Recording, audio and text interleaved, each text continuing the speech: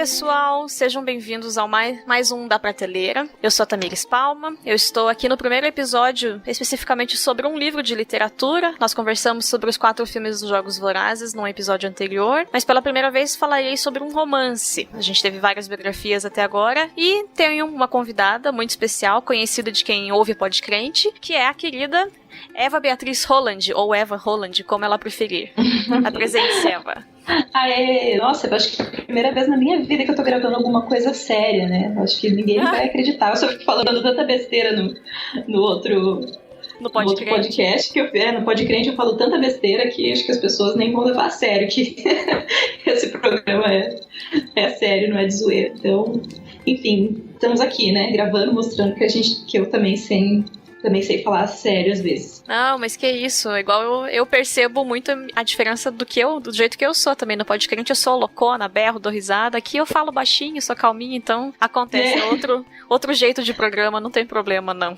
É, que lá a gente tá sempre super empolgada, assim, o sono, a gente tá junto. É verdade. Querendo agitar pra não dormir, que sempre a gente grava muito tarde da noite, né? Sim. Hoje tá tranquilo. A gente vai falar sobre, né, vocês já viram na capa, no título, o livro Morro dos Ventos Uivantes, que é da escritora Emily Brontë, que era inglesa. Esse livro foi publicado em 1847, no mesmo ano que a autora falece. Ela falece alguns meses após a publicação do livro, e foi então o único livro escrito por ela. Ela tem um livro publicado, eu não sei se em português tem uma cópia, tem uma tradução, mas ela tem um livro que ela foi publicado de poesias que ela fez junto com as outras 2 irmãs, com a Anne e com a Charlotte. Então foi o primeiro livro que elas publicaram juntas. Um escrito só por ela, esse foi o único. Pelo que se sabe, esse livro recebeu críticas muito duras na época da publicação, porque ele traz uma sociedade bem chocante pro período histórico em que ele foi publicado. Em 1847 a gente vivia já o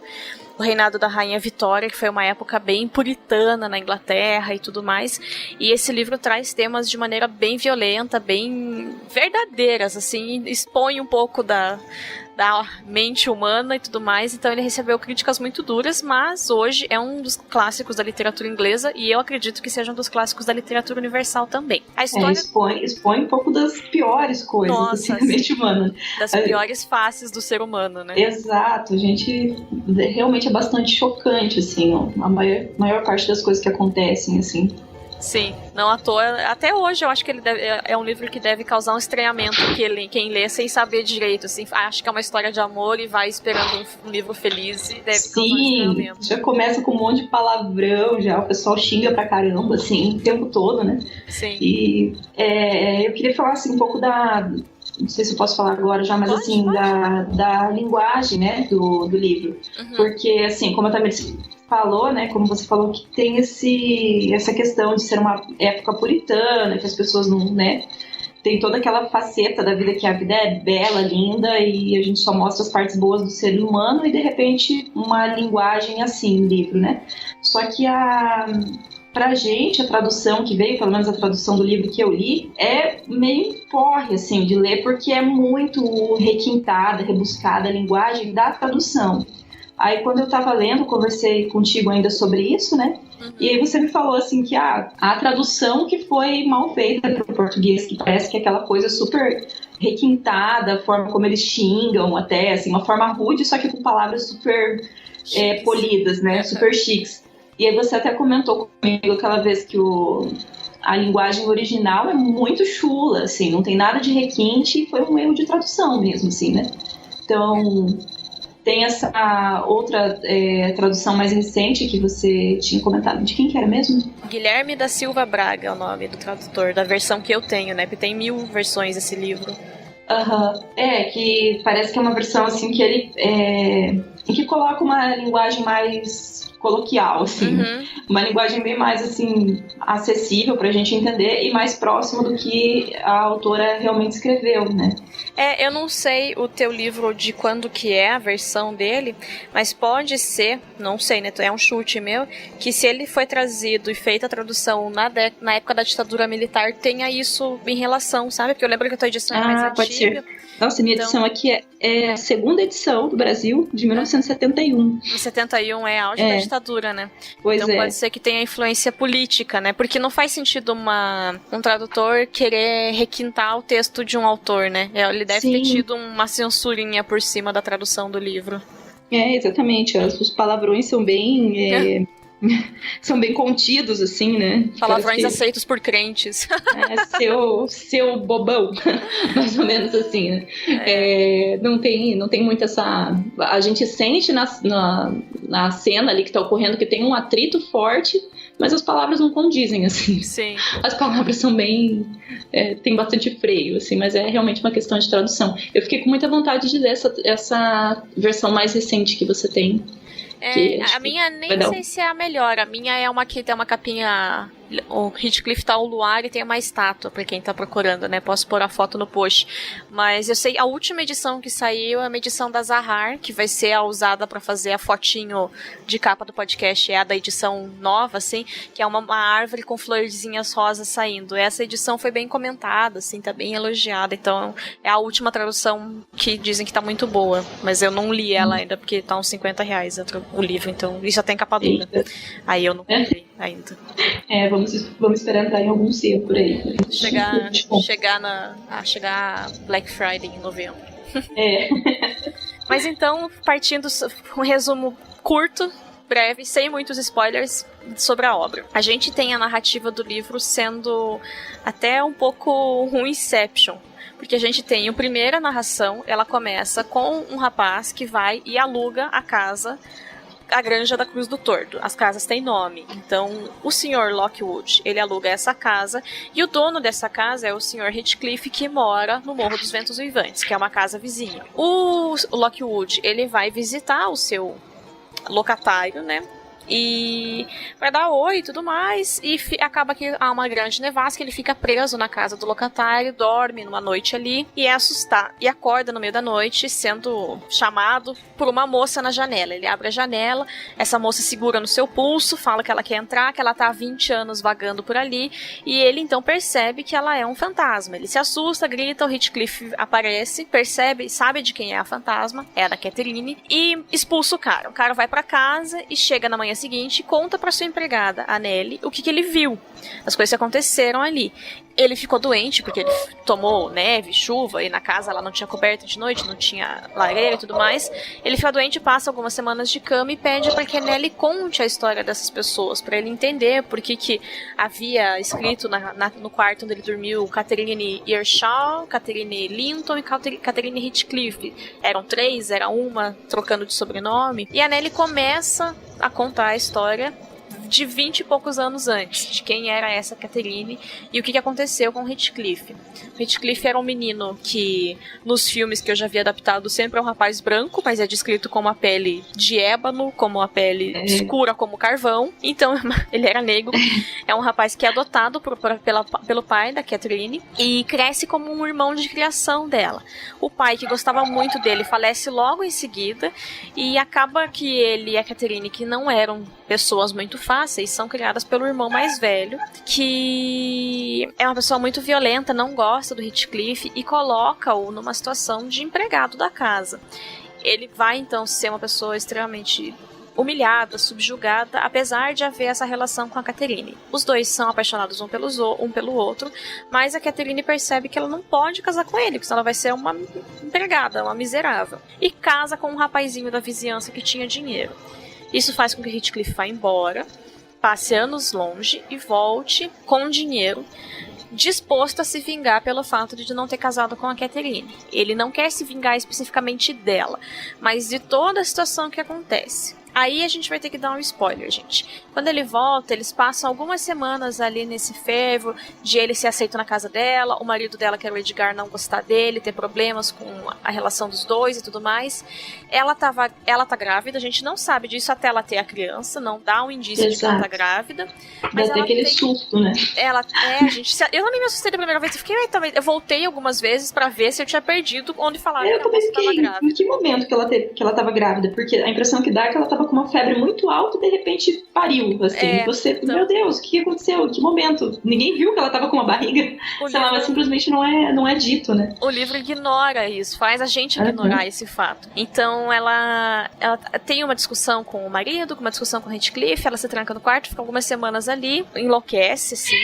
E eu vou discutir sobre isso, eu tenho umas teorias sobre a loucura dela. Quando a filha dela nasce, ela morre logo na sequência. E daí, então, essa acaba o fim da primeira parte do livro. E daí a gente vai ter todo o desenrolar dessa vingança do Heathcliff, que não acaba aqui, porque agora, além de não ter casado com a Catherine, ela morreu e ele quer se vingar de todo mundo que impediu que ele pudesse ficar com ela. Então, daqui pra frente eu não vou falar mais nada, mas não dá pra gente discutir a questão, os pontos que a gente vai apresentar da leitura e tudo mais, sobre os personagens, sem ficar claro que há esse ápice na loucura da Catherine, e ela morre no parto dela, gerando ainda mais ódio, ainda mais desejo de vingança no Heathcliff, que vai levar a segunda metade do livro adiante. Só assim, o Heathcliff ele sempre viveu numa situação de empregado, né, o excluído da família, que quando o pai dele, adotivo, né, estava vivo, ele tinha um status de filho dentro da casa. E assim que o pai morreu, esse filho mais velho dele, que tinha muito ódio do Heathcliff, acabou transformando ele em empregado, humilhando. E ele sempre era um coitado, né? E tanto que foi por isso que a Catherine não quis casar com ele, não fez essa escolha bem racional, assim. Olha, eu amo esse cara, só que eu não vou ter uma vida digna se eu tiver junto com ele, eu preciso, né, ser alguém, preciso de alguém que cuide de mim e tal, enfim, essas coisas todas que preocupavam uma mulher, né, naquela época, e racionalmente ela optou pelo Linton, né, que era o vizinho lá. Então o Heathcliff desapareceu ainda numa situação de empregado, de mendigo e tal, mendigo não, mas assim, de empregado, de coitadinho, e ele volta com muito poder, né? Não se sabe como, não se diz como ele conseguiu esse dinheiro, como ele conseguiu, mas ele chegou lá comprando as terras de todo mundo, chegou muito distinto, assim, tanto que eles recebem ele na casa, porque agora ele é uma pessoa distinta, né? Assim, bem apresentável, bem vestido, então, assim, ele voltou com outro status, né? E acho que é justamente por isso que ele consegue que a vingança dele seja plena, né? Sim. Que ele possa humilhar alguém, né? Sim. Tanto que ele foi super humilhado e ele entendeu que quando você tem posses, você pode humilhar alguém. E daí foi justamente esse caminho que ele buscou. E você quer falar sobre os pontos que mais te marcaram? Algum dos pontos que mais te marcaram na obra? Olha, acho que a coisa que mais me marcou, assim, que eu mais gostei... O gato tá miando.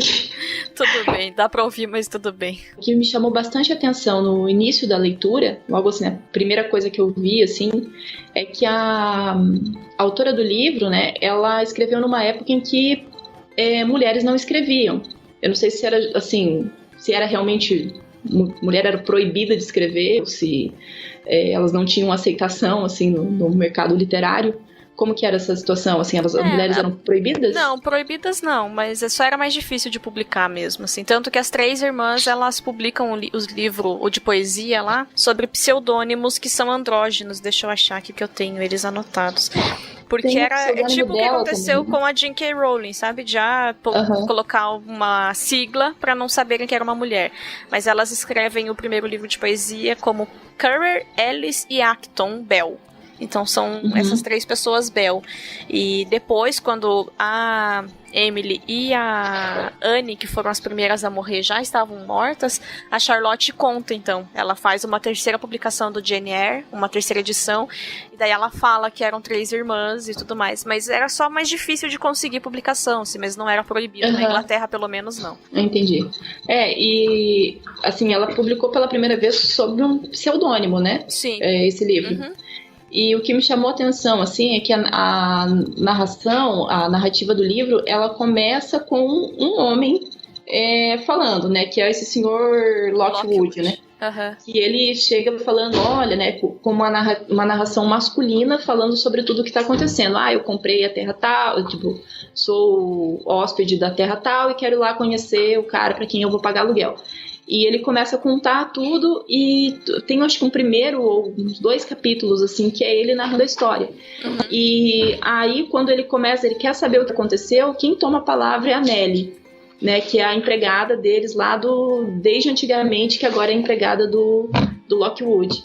E essa saída, assim, eu achei muito, muito interessante, assim, sabe, muito boa, porque ela trocou a fala do narrador masculino por um narrador feminino de uma maneira muito natural, assim.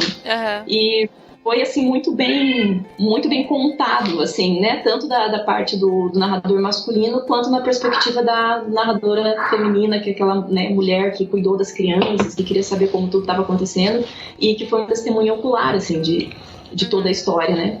Então, isso, assim, eu achei genial, sabe? A saída da autora para contar o livro a partir para contar a história a partir de uma personagem feminina. Eu achei muito genial. Eu acho bem legal, assim, eu acho a Nelly muito fofa, gosto muito da personagem, e ela é uma pessoa muito sábia, sem ser uma pessoa, né, que foi, estudou e tudo mais. Ela era uma empregada da casa, que foi crescendo, né, dentro de uma estrutura doméstica como empregada, conforme os anos se passaram e tudo mais, mas é uma pessoa muito sábia, assim, eu admiro bastante a personagem, gosto da forma como ela conta as coisas também, assim, e como ela tentou proteger esses indivíduos das suas próprias naturezas, né? Ela passou pela vida de praticamente todos os personagens principais e ela sempre tentou equilibrar e proteger esses personagens das suas próprias naturezas, que são perversas, né? Eu amo esse livro. Eu amo os personagens desse livro como personagens bem escritos, assim. Eles são... A autora é genial na construção dos personagens, mas é muito engraçado porque todos eles são, tirando a Nelly e acho que, sei lá, o Lockwood, que é só um cara curioso da cidade que tá passeando. O observador, né, que não tá ali imerso na história. O resto das pessoas são todas deploráveis. As pessoas são mesquinhas, egoístas. E essa é uma coisa que me marcou muito desde a primeira vez que eu li o livro, porque eu já li, sei lá, umas 4 vezes, eu gosto muito desse livro, e os personagens são detestáveis e mesmo assim você cria empatia por eles, você entende o que eles estão passando, você tem raiva, mas você fica, não, amigo, não faça isso, tem pena deles. Então eu acho muito legal o fato de serem personagens que tem camada, sabe? Às vezes eu até ficava com raiva de gostar de alguém, sabe? Eu não acredito que eu tô torcendo pela história desse vagabundo dar certo, sabe? Às vezes porque, assim, numa forma natural, né, eu acho que a gente tem um pouco daquilo, assim, quando a pessoa é natural, eu digo pra mim, assim, né? Quando eu vejo que a pessoa tá sofrendo injustiça, que a pessoa tá sendo... Porque o Heathcliff, ele é muito injustiçado no começo, né? Pelo irmão adotivo dele. Sim. Então, assim, quando eu vejo, nossa, agora ele vai se vingar, que legal. Só que aí você vê, não, essa vingança não é legal. Essa vingança é terrível, porque ele é muito cruel, assim. Ele sabe exatamente, ele tem na cabeça exatamente tudo o que ele quer fazer, né? Ele não vai, assim... Ele não é um vingador burro ou um vingador ao acaso, né? Ele sabe, parece que ele traçou na cabeça tudo o que ele quer fazer com aquela família. E é terrível, assim, você começa a pensar, meu Deus, né? Que pessoa deplorável mesmo. E cada um deles, a gente consegue perceber um aspecto, né, de porque. Então, o Heathcliff é essa crueldade, a Catherine é o egoísmo que ela tem. Sim. O Linton é essa soberba de achar que é melhor do que todo mundo, assim.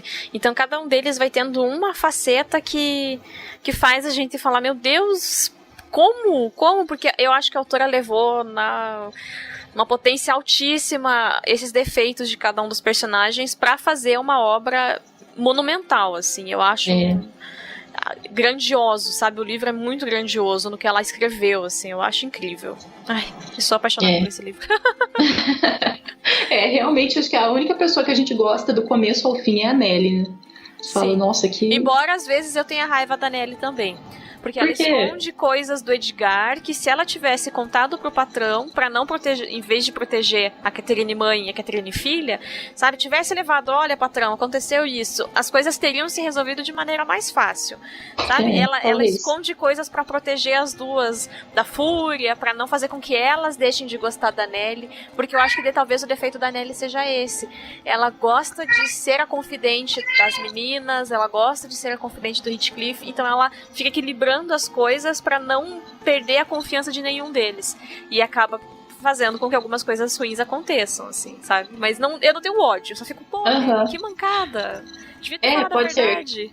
que a Catherine mãe parece que ela protege muito, assim, se sentindo mãe dela mesmo, né? Porque ela criou ela, assim, e quando ela tem esses surtos de egoísmo dela, que em um desses surtos, por exemplo, ela poderia ter expulsado o Linton pra sempre, lá, antes deles casarem, né? A Nellie, assim, não fala nada, até se finge super submissa e como se a Catherine estivesse fazendo a coisa mais certa do mundo, né? E fica nessa, assim, não, ela, como se ela entendesse que seria o melhor pra Catherine, porque a Nellie mesmo não tem outra perspectiva de vida a não ser trabalhar ali pra eles, né? Sim. Então ela fica assim, não, acho que a impressão que me dá é que ela fica, não vou atrapalhar a Catherine de ser feliz, de viver melhor do que ela vive aqui. Né? Então parece que uma proteção assim que acaba, aquele tipo de proteção que acaba atrapalhando a vida das pessoas, né? Que não deixa a pessoa mudar de atitude. Né? Que a pessoa morre acomodada nos piores defeitos que ela tem porque não tem ninguém que confronta. Pra fechar só, eu tenho fechar esse primeiro ponto de o que me marca nesses personagens de maneira tão profunda, assim. Como eu disse, eu já reli esse livro algumas vezes, e das primeiras vezes que eu li, eu tinha um ódio mortal da Catherine mãe, assim, Eu ficava, gente, que mulher egoísta, que mulher doida, que não sei, eu tinha muita raiva dela. Quando eu reli esse ano, né, porque a gente leu juntas e conversou sobre o livro esse ano, eu passei a acreditar que, mesmo sem conhecer a doença de maneira diagnosticada, porque bipolaridade é uma doença muito recente, diagnosticada dessa forma, eu acho que a Catherine mãe era bipolar. A personagem foi construída dessa forma. Porque faz sentido. ela tem os surtos sempre movidos por alguma coisa externa, então não é só porque ela foi contrariada, é porque alguma coisa que realmente importa pra ela não deu certo da forma como ela... E, gente, eu não sou psicóloga, tá? Mas é a minha visão como leiga da pessoa, da personagem. Então, quando ela é contrariada com uma coisa que importa muito pra ela, ela tem rompantes, assim, que não é só birra. Ela fica doente, ela fica prostrada. E o fato ela fica doente fisicamente mesmo. Sim, assim. isso afeta fisicamente ela. E o fato de, durante a gestação, o seu período em que... Daí, porque a gente sabe que quando o Heathcliff aparece, né? Ela já estava grávida, a gente fica sabendo disso depois, mas daí a gente volta e, olha só. É por isso. Ela começa por isso que ela estava tão sensível. Sim, ela tem surtos cada vez mais violentos. E pelo pouco que eu já li sobre essa doença, às vezes quando mulheres que já têm a tendência, a bipolaridade, engravidam, a doença fica de fato muito mais severa nelas. Então eu passei a não odiar a personagem e ter pena, porque eu acho que ela é uma mulher doente, ela é uma mulher com problemas mentais que tá presa num bando de gente maluca e nociva ao seu redor, assim. E a Nellie é a única que, tentando sempre protegê-la e não perder essa sua confiança, tenta lidar com a doença, assim, sem saber que é uma doença, né? Todo mundo acha que é só frescura dela. Mas hoje eu não odeio mais a Catherine porque eu passei a enxergá-la como uma mulher doente. Eu acho que eu nunca odiei ela, pelo contrário. Quando eu me identifiquei bastante com ela, sabe? Assim, não sei nem exatamente porquê, mas ela era muito intensa, né? Nas coisas que ela fazia. Parecia que ela era uma menina ali, uma moleca que cresceu no meio de um monte de menino, que cresceu com um irmão adotivo mais novo, que ela sempre tomou por irmão, e conforme foi passando o tempo, assim, ela gostava de aprontar com ele, ela gostava de fazer um monte de coisas assim que o irmão mais velho dela não fazia, né? E de repente, do nada, ela se dá conta de que ele não é irmão dela, e que, né, assim, passa provavelmente essa fase da adolescência, assim. Bom, ele não é meu irmão, a gente tem muita afinidade, a gente tem muita coisa em comum, eu gosto muito dele. E aí vem essa coisa racional. Eu acho, assim, que eu começo a ficar com raiva dela quando ela encontra os Linton a primeira vez, né? Que ela vai na casa deles, assim, lá, porque ela... ficou por lá porque ela e o Heathcliff estavam espionando pela janela o que estava acontecendo. Eles olham assim, que coisa besta, que família idiota, sabe? Que pessoas mimadas, ficam fazendo comentários assim sobre eles, né? Ali dentro da casa, e daí na hora que eles vão sair de lá, os cachorros vão atrás e ela cai e tropé. E é por isso que ela fica um tempo na casa deles. Então ela começa a viver de perto essa vida toda mimada, paparicada, e aí ela, né, eu posso ser paparicado também, então é isso que eu quero da minha vida. Mas ela deslumbra um mundo que ela não conhecia, né? Porque Exato. a família dela, mesmo o pai sendo uma pessoa gentil, não era uma pessoa que dava conforto, que dava atenção. A mãe também já não gostava do Heathcliff, então, né, os pais dela não são muito próximos, assim. Ela não tem uma família estruturada, na verdade, né? E quando ela chega na família dos Linton, olha só, né? Isso aqui tem uma família. Existe isso. É que ela tem um monte de inimigos morando na mesma casa, que não é necessariamente uma família, né? Exatamente. Isso realmente desgraça a cabeça dela, né? Ela fica bem... Poxa, preciso entender o que está acontecendo com isso da perspectiva de um outro lugar, né? E aí ela se apega bastante aos Linton e fica pensando, bom, eu quero isso pra mim. Como que é a forma, né? É casando com o rapaz que se apaixonou por mim da primeira vez que me viu já. É óbvio. Exato. Assim. E eu concordo com você, a escolha que ela faz é extremamente racional, e pra uma mulher do século XXI contar o dele e falar, meu Deus, que absurdo, é muito fácil. Mas, gente, eu entendo, e eu acho que 99% das mulheres no lugar dela fariam a mesma escolha. Porque é segurança, você é uma mulher sozinha no século XIX.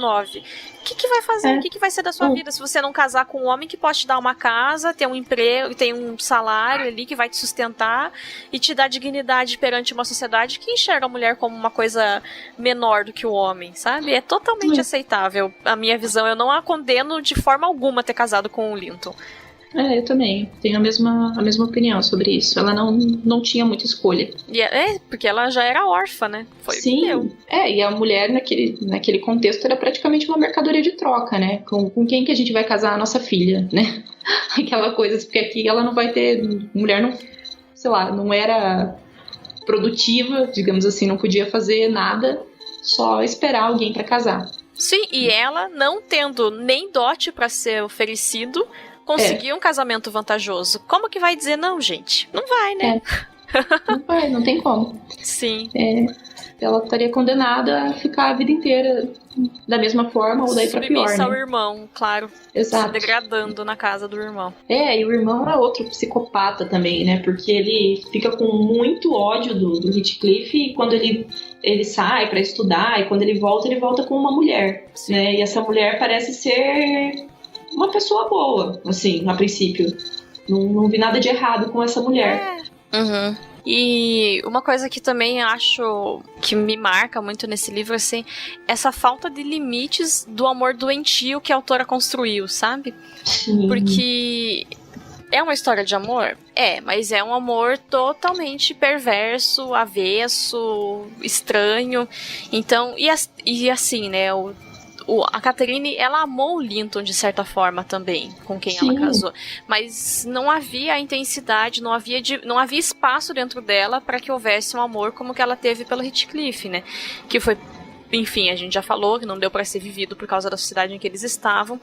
E uma das cenas que me deixa mais tipo, Jesus, realmente é uma loucura esses dois, é quando já no finalzinho do livro, e isso não é um spoiler, gente, porque é só uma cena em si, o Heathcliff, ele vai no cemitério e pede pra ver o rosto da Catherine. Aí o coveiro abre, ele vê o rosto da amada e tudo mais, e daí acho que cai a ficha pra ele que de fato ela está morta, porque ele a vê no túmulo, e daí ele quebra a lateral do caixão dela e pede pro coveiro enterrá-lo nesse lado que tá aberto o caixão dela, e quebrar o dele também, para que na morte eles possam também estar unidos. Então, gente, é muito... É tenso, é muito macabro. Visível, macabro essa cena. Você fica, deixa a mulher em paz, gente, tá morta já. E pra ele não há fim, assim. Enquanto ele não estiver ao lado dela para toda a eternidade, mesmo que no inferno, não faz diferença pra ele, não haverá fim, assim, essa busca desse amor doentio que ele tem. E mesmo que infernizando ela no inferno, né? Porque parece que a ideia não é assim, nossa, vamos ficar juntos e ter uma família feliz, porque ele não tinha nenhuma referência de família, né? Eu acho que talvez se algo tivesse acontecido, sei lá, a Catherine se separasse do Linton, se ela permanecesse viva e de repente eles resolvessem, vamos então casar e ter um relacionamento tal, ele não teria nem condições psicológicas para manter um relacionamento feliz, porque ele simplesmente não tinha referência nenhuma disso, né? Ele foi achado na rua lá também não conta a história dele de antes, né? Tudo que ele tinha sofrido e tal, mas dá a entender que ele foi encontrado na rua e foi levado para uma casa de um monte de maluco. Então ele só sofreu a vida inteira e essa que era a expressão de amor dele, fazer sofrer. Era isso que ele queria fazer com a Catherine. O amor tinha que ser bem sofrido. É verdade. Isso me chama muito a atenção também, porque, nossa, tem muitas pessoas, assim, que a forma de demonstrar amor é o sofrimento, assim, parece que tem que ter uma posse pela pessoa, tem que mandar, tem que ter uma propriedade, né, e não tem relações humanas, assim, com outros, tratam os outros como objetos, assim. E essa é a impressão que eu tenho dele. Ele quer, assim, que todo mundo sofra, que todo mundo saiba o que ele sofreu pra entender por que ele leva a vida assim. É bem difícil mesmo. E é compreensível. A gente não aceita, não concorda, mas se fica... eu entendo, coitado. Que a vida dele não foi fácil, não. É por isso que eu falei que às vezes eu tenho até raiva de mim por estar torcendo por ele, sabe? Porque até certo ponto, assim, acho que até o ponto que a esposa do Hindley morre, você fica assim, não, ele vai, né, ok e tal, que legal, né, tipo, ele é super legal, super gente boa. Aí depois, quando ele volta, assim, e você vê ele se aproveitando de tudo que tá acontecendo pra desgraçar as pessoas, assim, pra pisar em cima, você fala, caramba, meu, calma, você pode ter uma vida feliz, né, e acho que é aí que eu começo a ficar com raiva dele e falo, meu, esse homem é doente. Até porque a gente não vai falar sobre isso, mas as atrocidades que ele comete na segunda parte do livro só pioram a figura dele pra gente, né? Que ele perde o limite completamente depois que a Catherine morre, assim. É vingança a todo custo e para qualquer pessoa, né? Então que está envolvida de alguma forma com a Catherine viva, né? Então é bem difícil mesmo. Sim. O Hindley teve um filho, né? A esposa dele, se não me engano, morreu no parto também.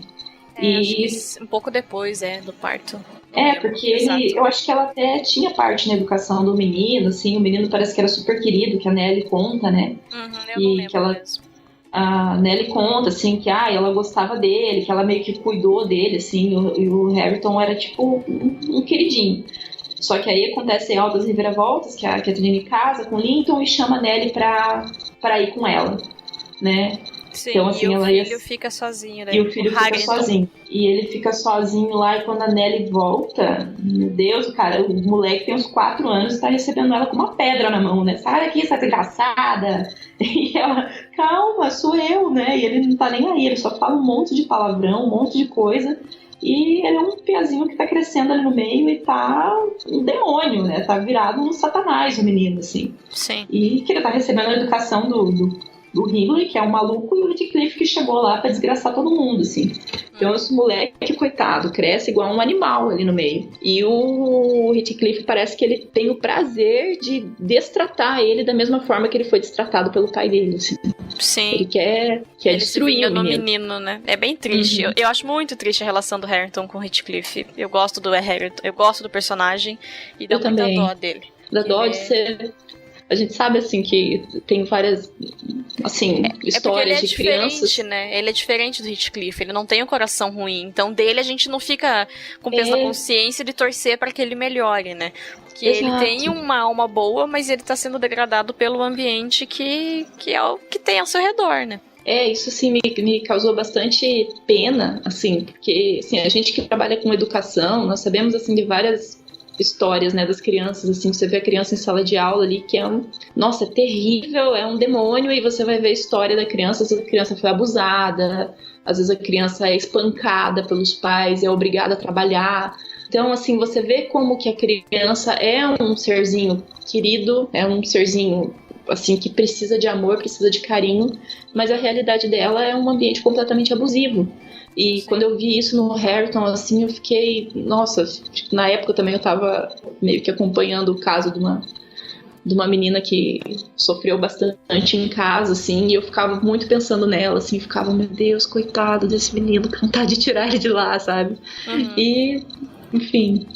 o Harrington é o personagem que mais me causa pena e que mais me causa compaixão, assim. Parece que tem tem uma parte a partir de um momento do livro que eu começo a ficar com raiva de todo mundo, o Harrington é minha âncora ali, né? Eu vou continuar lendo pra saber o que vai acontecer com esse moleque. Uhum. Então, partindo pra segunda parte do programa, a gente fala, né, por que a pessoa deve consumir essa obra que estamos indicando.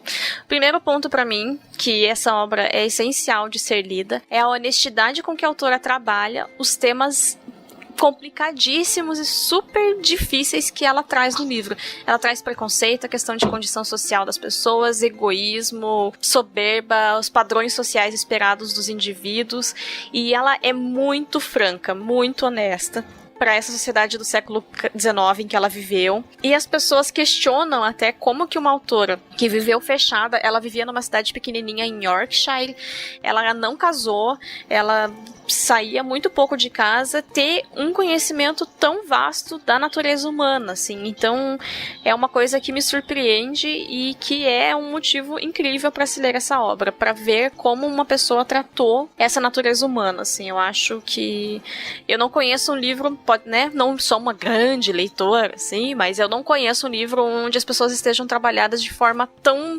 visceral quanto em O Morro dos Ventos Uivantes. Realmente, eu acho assim que isso faz com que a gente se sinta muito vivo, sabe? Uhum. A experiência que a leitura desse livro me deu foi justamente assim essa vontade de viver, sabe? Uhum. Todos os personagens são realmente muito fortes, são muito bem caracterizados pela ruindade que eles têm no coração. E, assim, por mais que a gente contasse toda a história do livro aqui, cada detalhe, nada seria comparável à experiência de você pegar esse livro nas suas mãos e ler.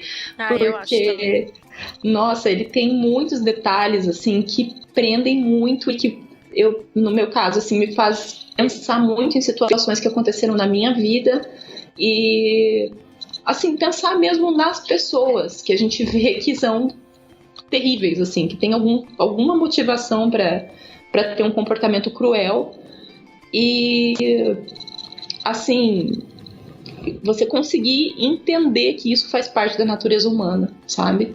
Uhum. E é terrível isso porque nós sabemos, assim, que nós estamos suscetíveis a todo esse tipo de coisa, de doença, de doenças mentais, né? Porque ali acontecem alguns personagens têm essa caracterização de uma doença mental, né? Mesmo, por mais que a gente consiga ler agora, como você falou, a questão da bipolaridade, que não é proposital, até porque nem tinha diagnóstico para isso na época que ela escreveu. Uhum.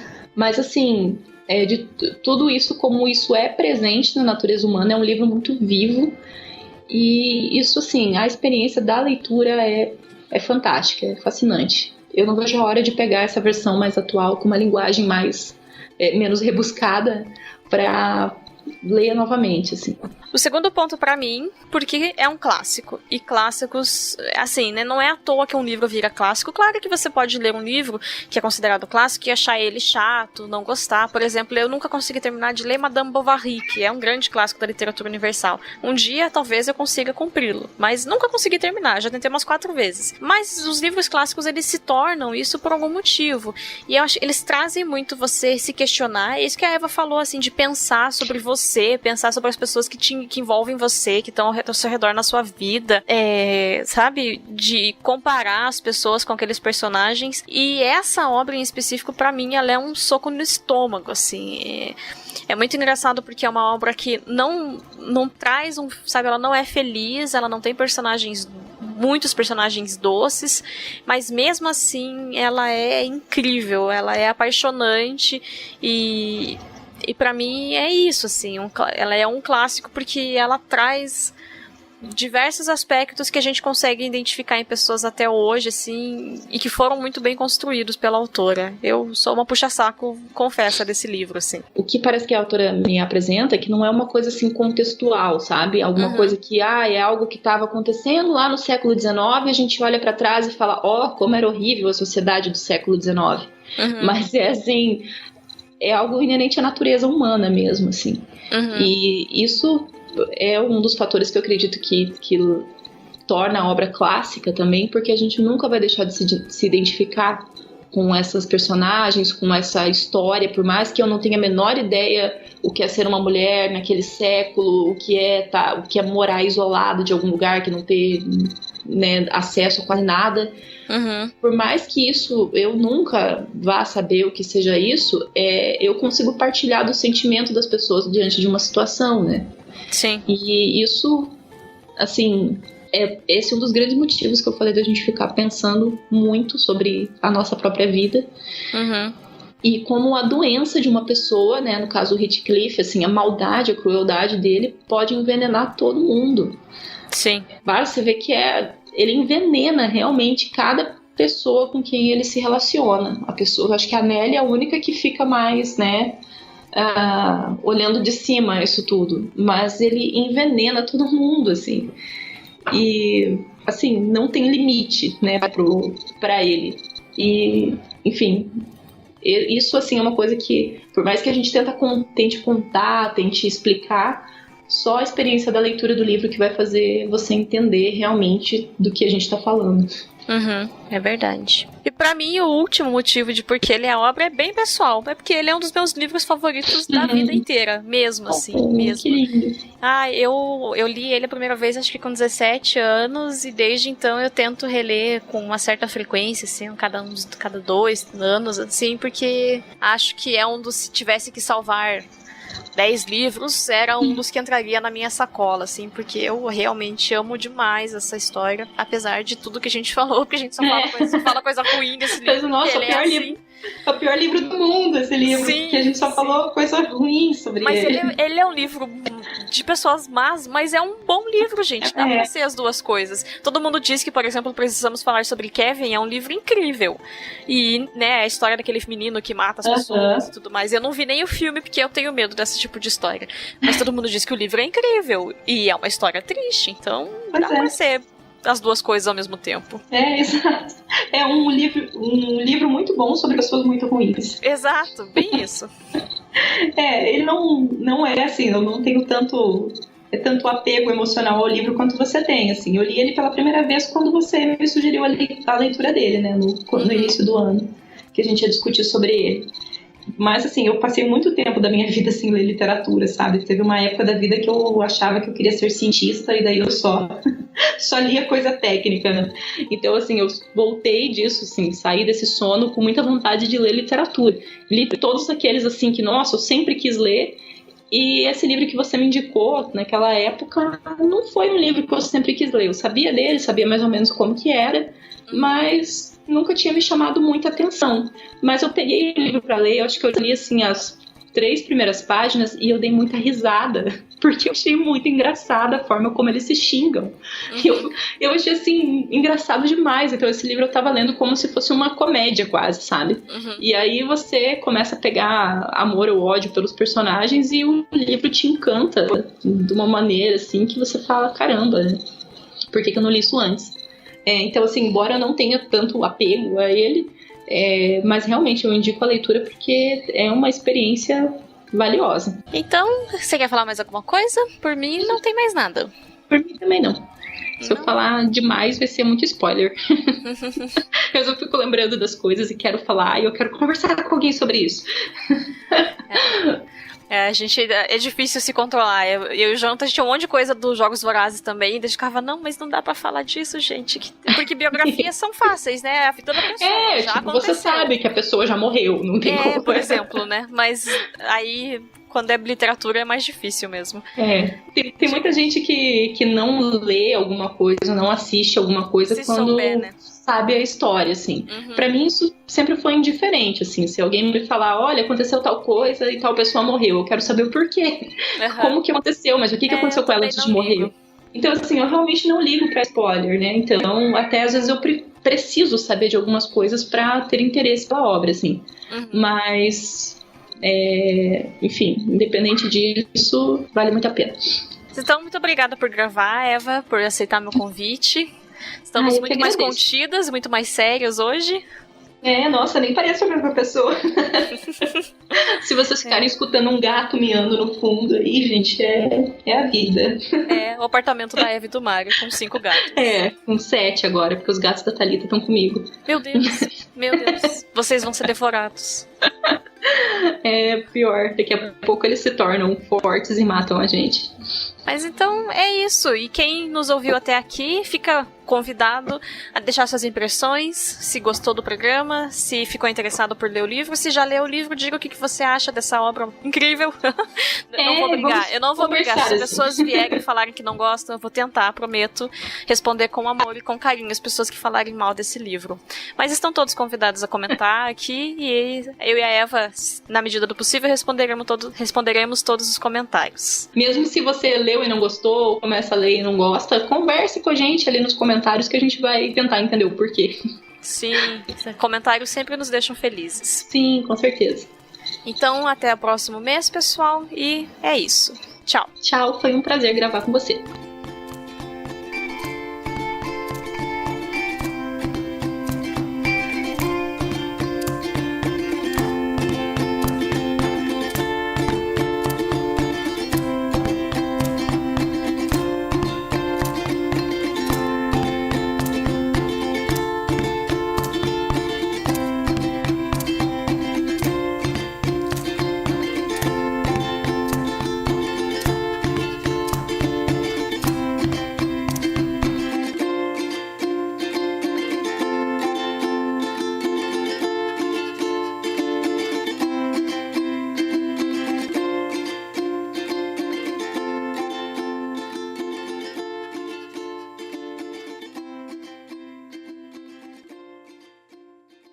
Mamãe! É Deus, mamãe!